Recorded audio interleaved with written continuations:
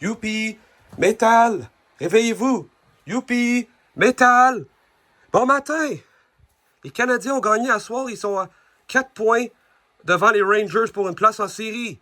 Wouhou! Bonjour tout le monde! Bon samedi soir à tous. Les Canadiens qui l'emportent une 4e victoire de suite par la marque de 3-2 face aux Flyers de Philadelphie en ce samedi soir. Il reste 6 matchs à la saison. Les Canadiens ont 4 points d'avance sur les Rangers de New York qui sont la 9e équipe dans l'Est. Une grosse victoire à domicile après un début de match que j'ai trouvé était un peu lente.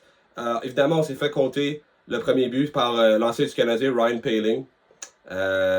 Celui qu'on pensait tous à l'être la future grande vedette du Canadien, après son match de 3 buts, le but en fusillade. Mais il connaît quand même une belle carrière avec les Flyers dans un rôle de soutien. Mais les Flyers, évidemment, marquent le premier but.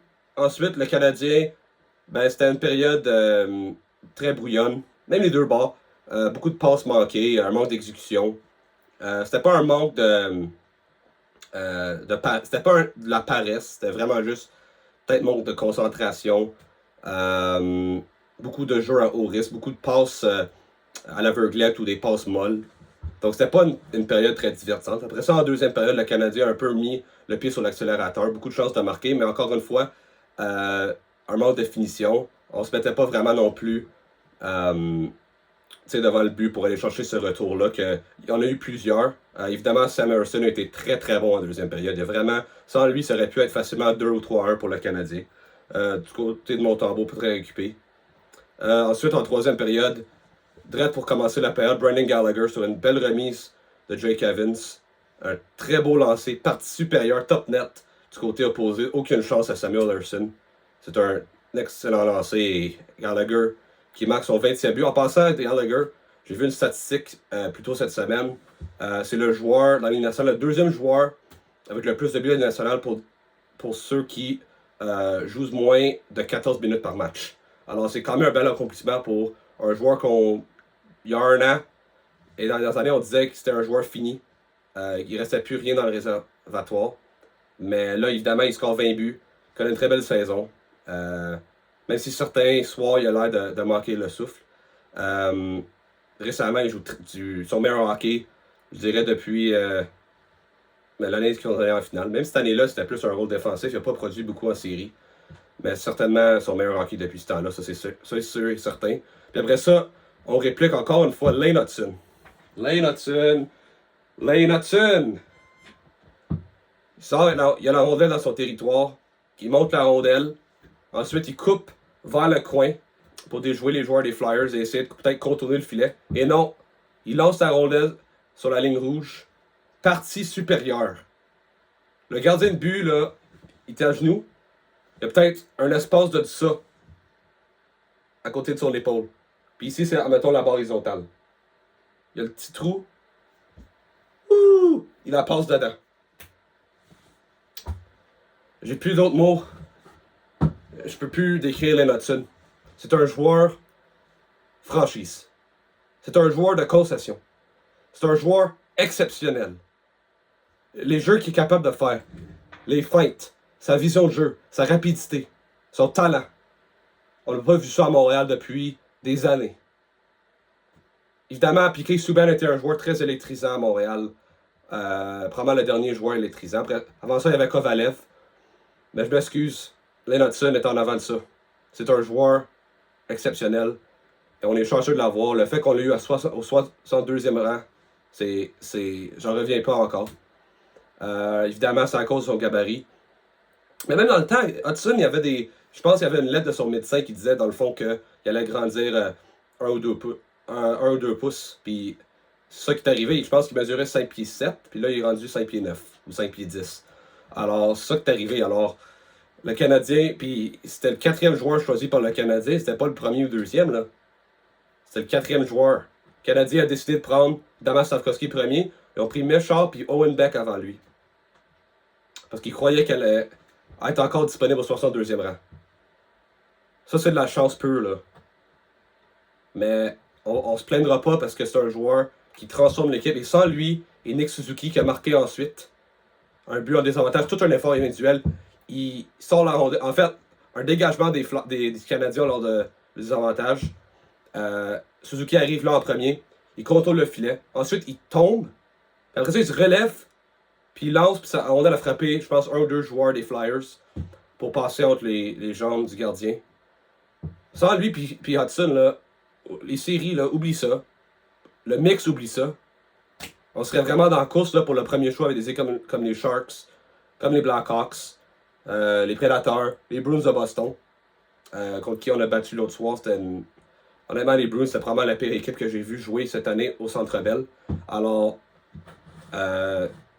incroyable. Puis encore une fois, Suzuki, c'est un autre joueur que le Canadien, c'était pas leur priorité. Quand Bert Bergevin a échangé Max Pacioretty, il espérait obtenir Cody Glass. Puis je pense même il préférait aussi Eric Brandstrom. Ça, c'est deux joueurs là, qui ont à peine leur place dans la Ligue nationale. Puis Nick Suzuki est devenu le premier centre du Canadien. Et pour ceux... S'il y a encore quelqu'un qui dit et qui croit que Nick Suzuki n'est pas un vrai premier centre dans la Ligue nationale de hockey, là, tu sais pas de quoi vous dire. C'est un vrai premier centre. Là, il vient d'atteindre le 83 points en 82 matchs. Non, en 76 ou 77 matchs. Il est au-dessus d'un point par match. Il garantit de finir au-dessus d'un point par match cette année. OK? C'est un gars qui est très fiable défensivement. Il rend tout le monde alentour de lui meilleur. Sans lui, le Canadien n'est pas dans le mix ou ne fait pas les séries. Je ne sais pas c'est quoi la définition d'un premier centre, mais je pense que Nick Suzuki c'en est un. Est-ce que c'est Connor McDavid? Non. Est-ce que c'est Nathan McKinnon? Non. Est-ce que c'est Austin Matthews? Non. Est-ce que c'est Sidney Crosby dans son prime? Non. Est-ce que c'est Leon Draisaitl? Non. Le monde du Seigneur, c'est tout un joueur de hockey. C'est un vrai premier centre. C'est un vrai premier centre. Je peux pas ne pas dire ça. Il a joué en désavantage à soir parce que Josh Anderson ne jouait pas à cause que sa femme accouchait. Je ne penserais pas qu'il serait là non plus demain soir contre les Prédateurs. Mais Nick Suzuki, c'est un vrai premier centre, il n'y a aucun doute. C'est impossible que ce gars-là... Tu sais, est-ce que Nick Suzuki, c'est un joueur générationnel? Non. Est-ce que Nick Suzuki peut gagner une Coupe Stanley à lui seul? Non. Tu sais, Nick Suzuki, c'est un genre de joueur, c'est ton premier centre, mais tu as besoin d'un numéro 2 puis un numéro 3 qui est quand même solide. Le Canadien n'a pas ça pour le moment. Alors, c'est sûr que le Canadien est limité à une équipe qui se bat pour les séries. Mais si dans quelques années, on va chercher un vrai deuxième centre, ou Michael Leach devient un vrai deuxième centre, on va être en business. Parce que Nick Suzuki, c'est un vrai. C'est une valeur sûre pour cette équipe-là. C'est un vrai premier centre, alors tout un joueur de hockey. Puis là, après ça, reste de la période Canadien, encore une fois, limiter les Flyers, jusqu'à temps que les Flyers retirent leur gardien de but à la fin. Ils ont aussi obtenu un avantage numérique, parce que Matheson il a flippé la rondelle par-dessus la baie vitrée. Les Flyers ont marqué par la suite, c'était Tyson Foerster sur un jeu où il a levé le bâton de Jake Evans dans les airs, il a perdu le bâton, puis normalement il y aurait eu une pénalité. Je ne sais pas pourquoi ils n'ont pas appelé la punition. Puis après ça, évidemment, Evans, c'était une passe dans l'enclave à Foerster, c'était son homme, mais il n'y avait pas son bâton. Alors évidemment, un but très facile pour Foerster. Alors, tu sais, ce but-là, probablement, il n'aurait pas dû compter. Mais le Canadien réussit à tenir le coup et remporter le match. Alors, on se plaindra pas trop, là, parce que, évidemment, si les Flyers auraient écrit l'égalité par la suite, puis auraient gagné le match, là, ce serait vraiment le principal sujet de discussion. Mais c'est pas le cas, et heureusement. Part de ça, je ne veux pas trop en parler du reste du match, parce que c'est pas le match en tant que tel qui m'impressionne ou qui m'excite le plus, c'est le fait que les Rangers ont perdu 4-0 aujourd'hui face aux Devils du New Jersey. Et les Blue Jackets ont perdu, je crois, 5-0 contre les Maple Leafs. Alors, et avec la victoire du Canadien, les Canadiens se sont séparés de 4 points sur les Rangers et de 6 sur les Blue Jackets et les Red Wings de Détroit. Juste pour m'assurer que mes données sont bonnes, le Canadien est en excellente position. Juste m'assurer que les Red Wings, 77 matchs en 77 points en 75 matchs. Les Blue Jackets, même en face. Columbus, 77 points en 75 matchs. Ça, là, c'est 2 matchs au-dessus de 500. Les Rangers, 79 points en 76 matchs. 3 points au-dessus de 500. Le Canadien a 83 points en 76 matchs, 7 points au-dessus de 500. Le Canadien, là, a le contrôle de sa destinée. Si le Canadien gagne, le Canadien reste 6 matchs à la saison, si le Canadien est capable de gagner 4 matchs sur 6, ils sont là.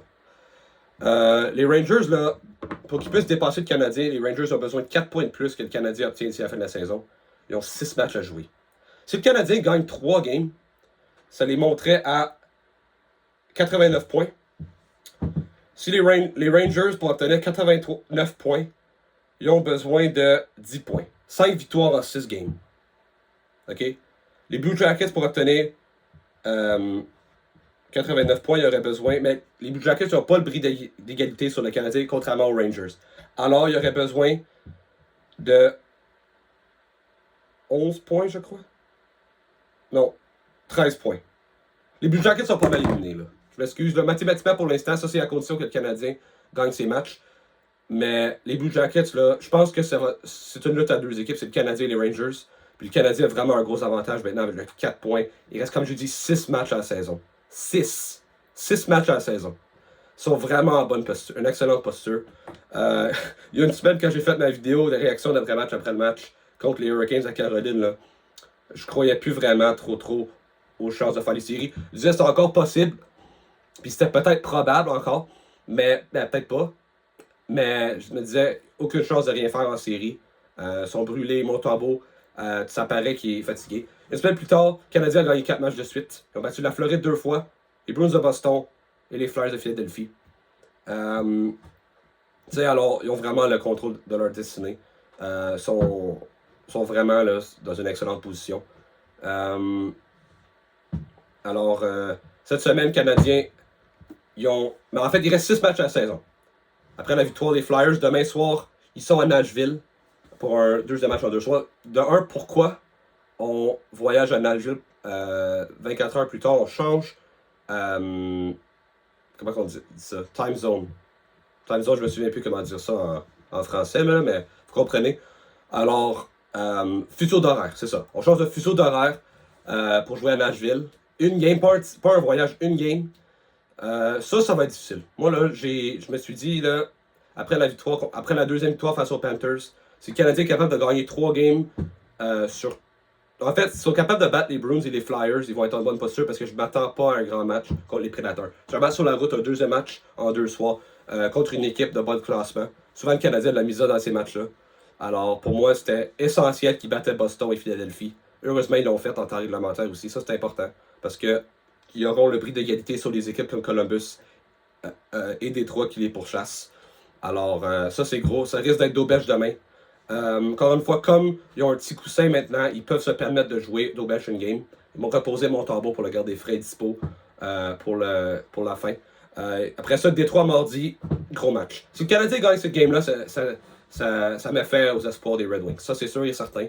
Le Canadien va être, comme j'ai dit, le Canadien maintenant, ils ont, je pense, 6 points en avant des Red Wings. Si le Canadien gagne demain, là, je ne sais pas si les Red Wings jouent. En fait, je vais vérifier. Là. Les Red Wings, ils jouent demain contre les Panthers à 5h30. Alors, ça va être un match difficile. Les Panthers, évidemment, sont dans une lutte pour le premier rang dans l'Atlantique. Alors, ils ne peuvent pas se permettre, surtout après, je crois, de 4 défaites de suite. Ils ont perdu contre En fait, 4 défaites de suite. Ils ont perdu contre les Canadiens, ils ont perdu contre, en fait, 2 fois. Ils ont perdu contre les Maple Leafs, puis ils ont perdu aujourd'hui contre les Sénateurs.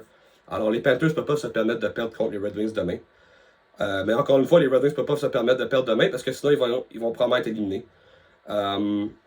Alors, le Canadien, je sais, peu importe le résultat demain contre les Panthers, si le Canadien bat les Red Wings, là, ça va être fini. Je ne vois pas comment que les Red Wings vont pouvoir revenir de faire une remontée de 6 points. Là, avec 6 matchs à jouer, c'est quasi impossible. Alors, pour le Canadien, en fait, ça sera 5 matchs d'ici là, parce que les Red Wings, il reste 7 matchs à leur saison. Ils vont jouer leur 6e ou leur. Mais il restera 6 après leur match contre les Panthers et là 5 après le match contre le Canadien. Alors, si les Red Wings... Le Canadien, là, ils peuvent mettre fin à la saison des Red Wings mardi. Évidemment, ça reste à Montembeault. Ensuite, tu as un back-à-back Ottawa contre Toronto. Les 2 matchs sur la route. Ça va être difficile. Moi, personnellement, là, le Canadien moi, je mettrais Montembeault les 2 matchs. Personnellement, j'ai pas bien confiance en Dobèche. Si Dobèche sort une grosse contre les Prédateurs demain, peut-être je changerais mes idées. Mais pour moi, il faut que tu... Le Canadien a besoin de s'assurer leur place en série le plus tôt possible pour pouvoir se permettre de mettre Dobèche au moins une fois dans les 2 derniers matchs contre Chicago et contre Caroline. Chicago, évidemment, ils se battent pour le dernier rang de la Ligue, puis Caroline, ben, ils vont probablement reposer leur meilleur joueur dans cette game-là face aux Canadiens. Alors, ces 2 matchs-là que le Canadien, ils doivent gagner, évidemment. Évidemment, si leur place n'est pas encore déterminée, là, tu vas mettre Montembeault dans ce game-là. Tu peux pas te permettre de perdre ces matchs-là. Mais si le Canadien est capable de battre Nashville demain, ils sont capables de battre Détroit demain, ou mardi, et peut-être battre Ottawa, parce que ça reste peut-être le match qu'on donne à Montembeault. On va probablement s'assurer de vouloir gagner au moins le match contre les Sénateurs. Le Canadien est là. Le Canadien fait les séries faciles. Si le Canadien perd, au contraire, contre les Prédateurs demain, là, après ça, tu sais, admettons, ils gagnent une game sur 2 lors des 2 prochaines games, OK? Soit ils perdent contre Nashville, ils battent Détroit ou le contraire. Là, ensuite, t'as pas le choix de mettre Montembeault les 2 matchs contre Ottawa et Toronto. Si tu gagnes ces matchs-là, là, tu peux reposer Montembeault et mettre Dobèche au moins une game, peut-être même les 2, tant qu'à ça. Vraiment garder Montembeault frais et dispo pour les séries. Sinon, tu continues avec Montembeault. Tu peux pas, moi, là, continue avec Montembeault jusqu'à temps que t'es qualifié. Parce que pour moi, c'est le seul gardien à qui le Canadien peut faire confiance ces temps-ci. Alors, vas-y avec Let's Go Montembeault, puis on va faire les séries. Le Canadien est en excellente posture pour les faire. Évidemment, rendu en série, tout peut arriver. Alors, ça, c'est très encourageant. Puis encore une fois, Demidov n'est pas encore arrivé à Montréal. Imaginez l'année prochaine, Demidov dans cette équipe-là. Si on va chercher un deuxième centre, là, on va être une équipe complètement transformée. Alors, ouais, c'est pas mal tout pour moi à soir. J'ai très hâte à voir à suivre les 6 derniers matchs de la saison. Puis on va espérer des victoires et une participation en série pour la première fois depuis 2021. Et la première fois avec un centre belle rempli depuis, je crois, 2017. Alors ça fait très longtemps, ça fait trop longtemps. Ça fait quasiment, c'est 8 ans maintenant. Alors, on est dû, comme on dit, puis j'ai bien hâte enfin voir les matchs. Un centre belle électrisant en série éliminatoire. Alors, c'est tout pour moi ce soir. N'oubliez pas de liker et de vous abonner à ma chaîne. Et allez regarder mes vidéos que j'ai faites si vous voulez savoir plus sur moi. J'ai parlé un peu sur moi, sur l'avenir de la chaîne. Et aussi, j'ai fait un tier list sur mes équipes préférées, celles que j'aime le plus et celles que j'aime le moins. Alors, c'est tout pour moi. Et go Habs go!